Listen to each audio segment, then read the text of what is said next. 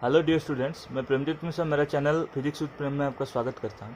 जैसे हम class 12th के फिजिक्स के इलेक्ट्रोस्टैटिक्स चैप्टर्स के पिछले क्लास में हम पढ़े थे कूलम्स लॉ का जो ऑब्जर्वेशंस कुछ ना कुछ हमारा रह गया था, उसको हम पढ़े थे। उसके बाद में आज हम पढ़ेंगे कि जैसे दो चार्जेस के जो फोर्स ऑफ अट्रैक्शन और रिपल्सन है उसको रिप्रेजेंट करने के लिए कूलम्स लॉ अप्लाई होता है। तो अगर मान लो दो से ज्यादा चार्जेस हो गए, मान लो 3 चार्जेस और 4 चार्जेस और 5 चार्जेस और n नंबर ऑफ चार्जेस हो गए, तो वो जो उसका भी तो एक फोर्स लगेगा ना एक दूसरे को। तो वो जो फोर्स ऑफ अट्रैक्शन और जो इंटरेक्शन होगा, अट्रैक्शन और रिपल्सन कुछ भी होगा, तो उसको कैसे रिप्रेजेंट किया जाएगा? तो उसको रिप्रेजेंट किए करने के लिए एक प्रिंसिपल है जिसको बोला जाता है सुपरपोजिशन प्रिंसिपल। तो आज के क्लास में हम पढ़ेंगे कि सुपरपोजिशन प्रिंसिपल क्या होता है। सुपरपोजिशन प्रिंसिपल क्या होता है? जैसे देखिए, इसका सीधा सीधा अर्थ यह है, जैसे दो चार्जेस में जो फोर्स ऑफ अट्रैक्शन और इंटरैक्शन जो है, अट्रैक्शन और रिपल्सन जो है, उसको दर्शाने के लिए हम कूलम्स लॉ का प्रयोग करते हैं। तो ये जो सुपरपोजिशन प्रिंसिपल है, ड्यू टू दो से ज्यादा मल्टीपल नंबर ऑफ चार्जेस को वो जो फोर्स है उसका, वो फोर्स कैसे इंटरेक्शन हो रहा है उसको समझने के लिए हमको सुपरपोजिशन प्रिंसिपल का प्रयोग करना पड़ेगा। तो ये सुपरपोजिशन प्रिंसिपल बेसिकली क्या होती है?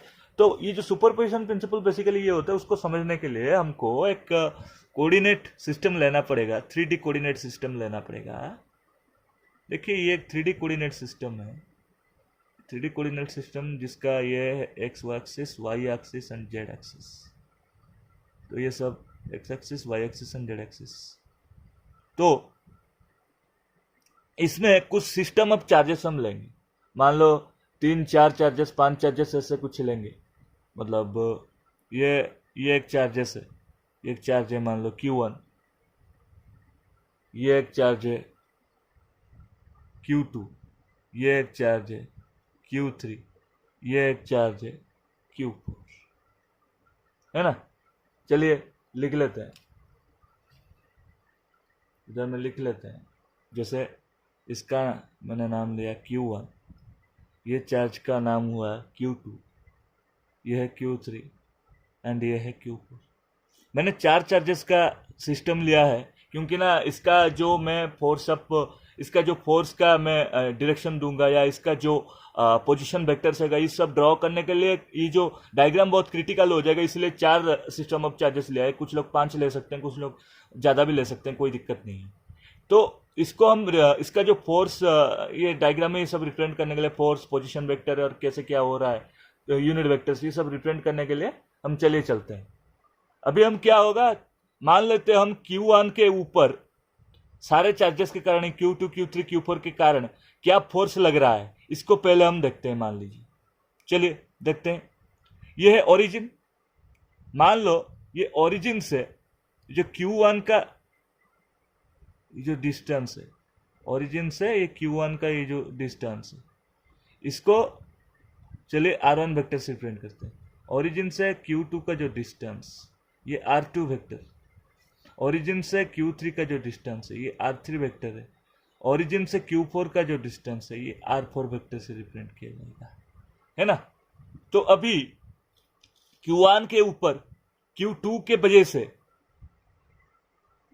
जो फोर्स पड़ रहा है, ये कौन सा डायरेक्शन में है? तो रिपल होगा, इस डायरेक्शन में जाएगा, और ये होगा क्या, F12 वेक्टर।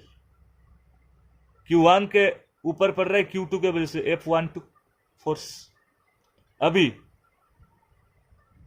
फिर Q3 के वजह से Q1 को क्या फोर्स पड़ रहा है? देखिए, Q3 के वजह से Q1 को फोर्स पड़ रहा है F13, वो भी इस डायरेक्शन, F13 वेक्टर इस डायरेक्शन।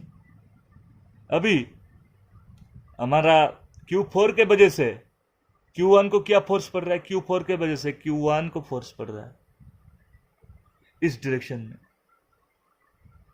F14 वेक्टर हो गया। अभी ये जो Q1 से Q2 के बीच का जो दूरी है, डिस्टेंस है, इसको कैसे रिप्रेजेंट किया जाए? इसको ये से रिप्रेजेंट किया जाएगा कि आर मतलब ये जो चीज है, जैसे Q1 से Q2 के बीच लिया जाए तो मतलब Q1 से Q2 कितना दूर है? Q1 से Q2 दूर है R12 वेक्टर। Q1 से Q3 कितना दूर है? R13 वेक्टर, है ना? ठीक है ना? और ये सब वेक्टर के टर्म में रिप्रेजेंट किया जाएगा। ये इस डायरेक्शन में, ये इस डायरेक्शन में, ये सब इस डायरेक्शन में गए हैं। अच्छा, तो फिर Q1 से Q4 किस डायरेक्शन? R14 वेक्टर, है ना? ये हो गया हमारा कहानी। अच्छा, तो इसको हम वर्डिंग में क्या लिखेंगे कि पहले देखते हैं ये जो हमारा स्टेटमेंट क्या है, सुपरपोजिशन प्रिंसिपल का स्टेटमेंट क्या है? स्टेटमेंट क्या है? स्टेटमेंट यह है, states that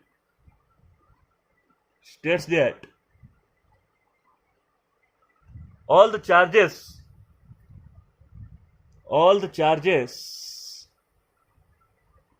when placed near each other,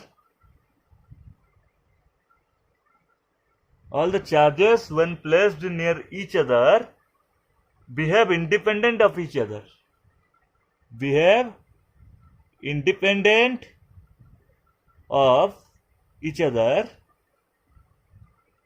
है ना? and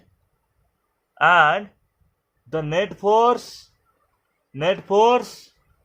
on one charge, the net force on one charge due to other charges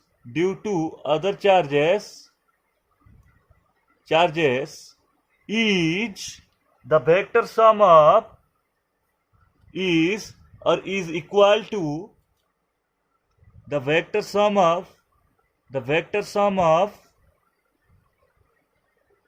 all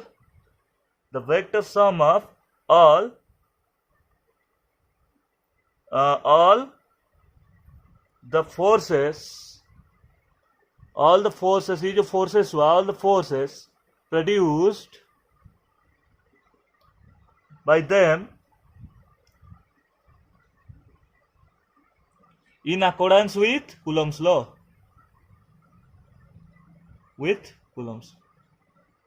ये देखिए, ये तो हमने लिख दिया, इसको क्या समझे? मतलब ऐसे स्टेटमेंट लिखने से तो बात तो नहीं बनती ना। ये क्या है?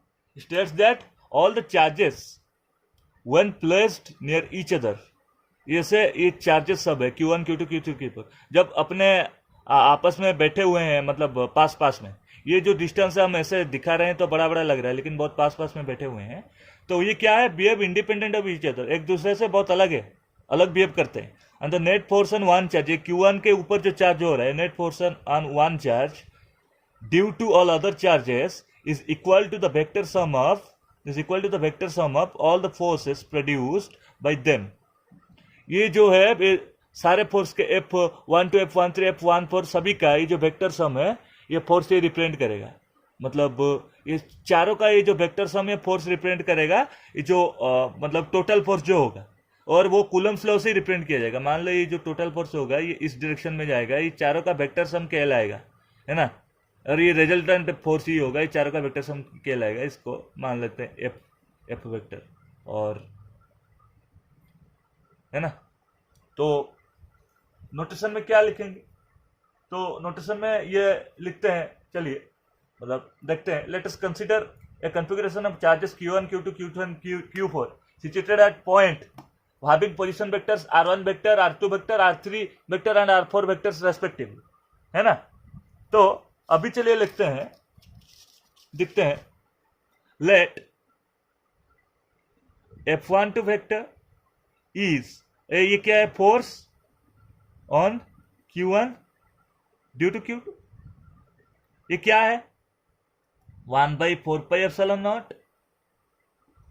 Q1 Q2 by R12 square into R21 क्या? ये देखिए R12 स्क्वायर तो है, ये कि मतलब Q1 से Q2 R12 की दूरी पर है, लेकिन F का जो डायरेक्शन है क्या है, F का जो डायरेक्शन है वो 2 से 1 जा रहा है, तो मतलब इसका जो डायरेक्शन है ये किसके रिस्पेक्ट में है, ये R21 क्या पे हो रहा है, ये जो डायरेक्शन का ये यूनिट वेक्टर होगा ये R21 क्या पे है ना, जो यूनिट वेक्टर R21 क्या पे, मतलब देखिए 2 से 1 जा रहा है, 2 से 1 हो रहा है फोर्स, तो R21 यूनिट वेक्टर, तो R21 यूनिट वेक्टर ये हो गया। इसी तरह F13 वेक्टर क्या होगा, 1/4πε0 Q1 Q3 by R13 square. देखिए Q1 Q3 R13 है, इस बीच में पोजीशन वेक्टर R13 स्क्वायर, ये जो F13 क्या है R31 वेक्टर के ये में जा रहा है, R31 वेक्टर इसका यूनिट वेक्टर होगा, मतलब 31 R3 से मतलब Q3 से Q1 हो रहा है, मतलब R31 होगा इसका, तो R31 कैप। इसी तरह F14 क्या होगा, F14 equal to 1/4πε0 Q1 Q4 by R14 square into R41 cap. इसी तरह से होगा, मैं बताया था R41 कैप होगा, बराबर, समझ गए। अच्छा, इसी तरह फाइनली जो ये है मतलब अपना जो नेट फोर्स है, रिजल्टेंट फोर्स है, ये जो है ये कैसे रिप्रेजेंट किया जाएगा, ये जो मान ले इसी तरह इफ एफ वेक्टर को हम मान लेते हैं net force on charge Q1 के ऊपर मैं बोला था ना कैलकुलेट करने के लिए, Q1 के ऊपर कैलकुलेट करने के लिए बोला था, charge Q1 due to all the charges है ना, तो ये क्या होगा, F must be equal to the vector sum of F12 plus F13 plus F14 plus dot dot dot so on, ऐसे पे चला जाएगा। अच्छा, इसका टोटल कैसे होगा, this implies F vector equal to, देखिए इस सबसे 1/4πε0 कॉमन जा सकता है, क्या होगा Q1 Q2 by R12 square into R21 क्या plus Q1 Q3 by R13 square into R31 क्या plus Q1 Q4 by R14 square into R41 क्या plus dot dot dot so on, हो गया। फिर इसको ऐसे भी रिप्रेजेंट किया जा सकता, क्या 1/4πε0, फिर ये क्या होगा, इसको अगर मान लो, चलिए देखते हैं दूसरा, इसको अगर मान लो हम मतलब Fn जो है, मान लो इफ Fn वेक्टर जो है is the net force on nth charge, मतलब ऐसे ऐसे लेके हम n चार्ज तक ले सकते हैं ना, 1 2 3 4 करके चार्ज, मतलब 2 से ज्यादा होगा, अप टू n तक जा सकता है, ये तो हमको पता है।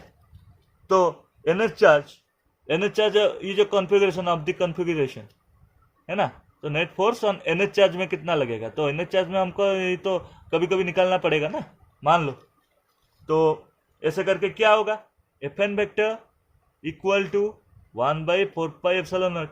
चलिए इसको समेशन के फॉर्म में लिखते हैं, क्या होगा, ये ऐसे देखिए, ये इसको I मान लीजिए, इसको J मान लीजिए, और ये क्या होगा, ये I ये J है, तो मतलब I J क्या एक, मतलब ये 1 है 2 है, तो मतलब I J इक्वल हो रहा है क्या, इक्वल तो नहीं हो रहे, तो क्या होगा, J is not equal to I, और J क्या है, J क्या वैल्यू 1 से n तक है, इसको ये मान लेते हैं समेशन में है, तो क्या होगा QI, ये 1 को I मान लेते हैं, 2 को J, IJ by RIJ square into RJI क्या, यह, तो इसको ओपन करने के क्या होगा, 1/4πε0 summation J not equal to I, J equal to 1 to n QI QJ by RIJ का स्क्वायर इंटू जो RJI क्या पे, ये क्या है RJI vector by RJI vector का मैग्नीट्यूड,